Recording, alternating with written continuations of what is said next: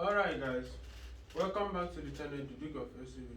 In today's video we'll be talking about the 2026 Mazda cx-90.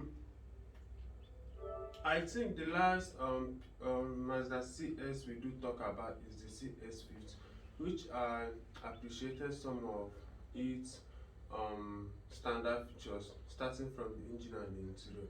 And you know that in today's or let me say in the modern era of the design of vehicles, or let me say average designing of vehicle, you can't pinpoint which one is the best among, but you can always choose the toppers in terms of design.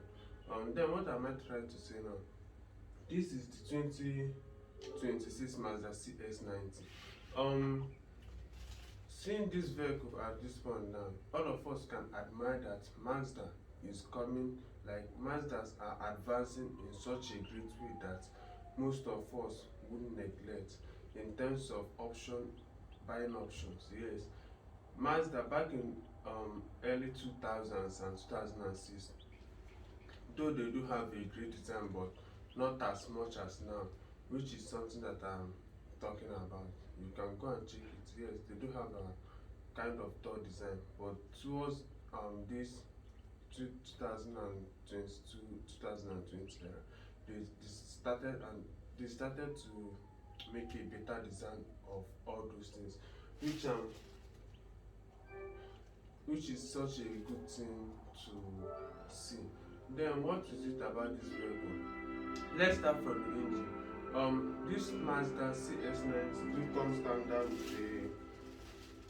with a yes, it does come standard with a 3.3 inline turbocharged six-cylinder and a mild hybrid engine, which produces 280 horsepower and 230 pound-feet of torque. Just this is the standard base model. Yes, they have up to 3 trims in the engine, and this one do also come with 8-speed transmission and all-wheel drive. Unlike its rivals like the Highlander and Lexus, which are now inline turbo 4 cylinders. I'm not a fan of it. That's why I say that I do love how these Mazdas have been doing nowadays.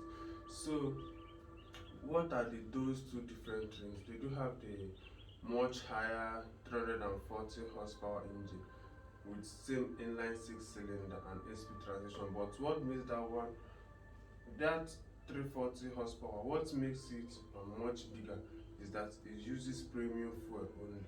And the third option is the 2.5 liter inline 4-cylinder inline turbo 4-cylinder that runs on plug-in hybrid as well. So, alright guys, after all this engine specification of it, now seeing the headlight and the front grille, let me say the front grille have remained the same for up to 4 years or 3 years since the reintroduction of this design category. Then the headlights is also similar. If you are, let me say, a newcomer in this channel, you could know that this, like, you will be seeing this headlight as a Newton, but it's not a Newton, but it does help reshaping the vehicle. Now, this headlight is an adaptive LED headlight with your dynamic turn signal and daytime running lights. I won't rate the headlight any much for that because it's just a single. I would like put it to my own seeing. It's just a single projector headlight that handles both high and low beam, which I won't say is much powerful like that. Then the rear is same as the LED tail lights, which are very well designed in such a pattern that it does give the rear of the vehicle a futuristic look. It does give the vehicle a futuristic look. So that's it. That's another thing I do love about it. Okay, we've talked more about the design of this vehicle, seeing how good it does look and every other thing. Seeing the interior, starting from the seats, I have one thing to say. The interior of this vehicle will come in so many colors. They will come in so many colors, starting from the black, blue, just depending on your own you understand, but they will be leather finish, and this seal will be finished, sorry, they will be powered with 10-way power adjusting, 3-way memory sitting, and recline, let me say, tire extension features. Yes, so many of us want. And not only that, the seat is also packed with ventilator, like it's ventilated featured. Yes. Then same thing comes to the steering wheel, which is also leather padded and also heating as well. Seeing our infotainment screen display or cluster gauge, we do have our 12.3 digital cluster gauge with head-up display. This head-up display now is not generally in all those trims, but I think with the higher end trims and up. Then seeing the infotainment screen display, same 12.3 inches, but not as big as some rivals. It's just small to show you some of the rear backup and maybe Android Auto Connect and some of those features, but it's not as big as some of its rivals. Coming down the road to the center console or center storage, we do have our storage, just center storage, which will accommodate some certain things, but not as much as some other rivals from as seen. Yes. Then right behind it is our knob that can be used to control some features in the infotainment screen display. Behind it is the cup holder and the electronic gear shifter for the 8-speed automatic transmission, and we do have our paddle shifter for this model. Right under it, we do have a wireless phone charging and 3-zone climate control, which this one is not toggle fitted, but which this one is not a knob fitted, instead a toggle for shifting both high and low. Alright, that is a very good thing.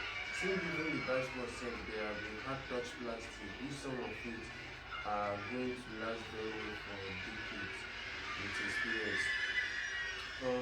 Okay, coming to the right top front of this vehicle, we do have the, what do we call it?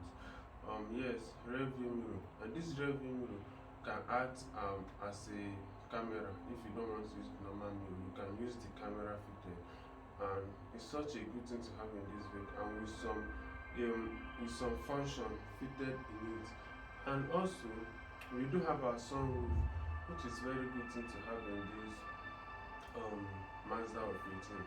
Coming to the second row seat, just like each rivals, the second row seat, seen from here, I don't think have a big problem to, like, I don't think it's lacking behind. No, it won't be lacking behind, because this seat can absolutely recline backward and forward, adjust to the full extension that you want. So to me, I doesn't see it as something that will be lacking forward. And also we do have our climate control for the second row seat, and the second row seat passengers will be having a heated seat, which is something you won't get in other rivals. And you do have your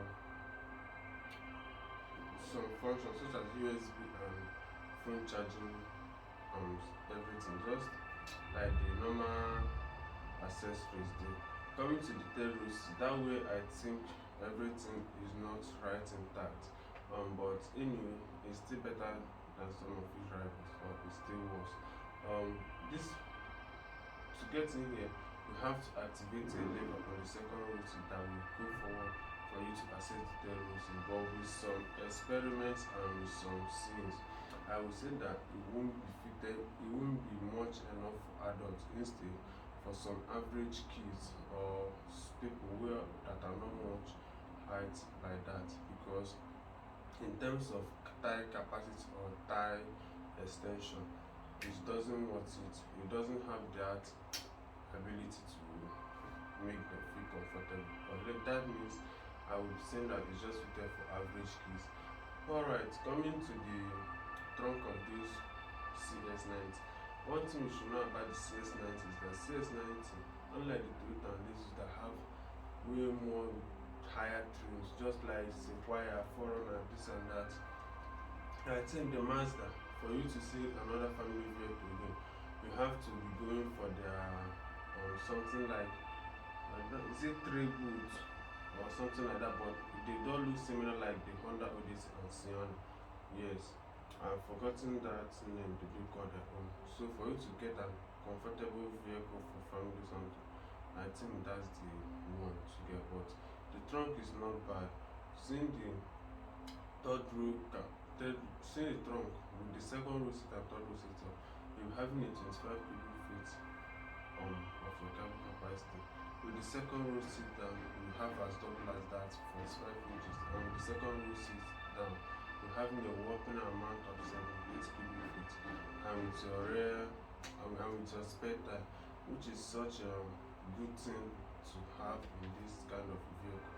And not much really bad, because it's kind of great for such a it's kind of great in terms of other rivals. So I won't see a very big thing in this vehicle.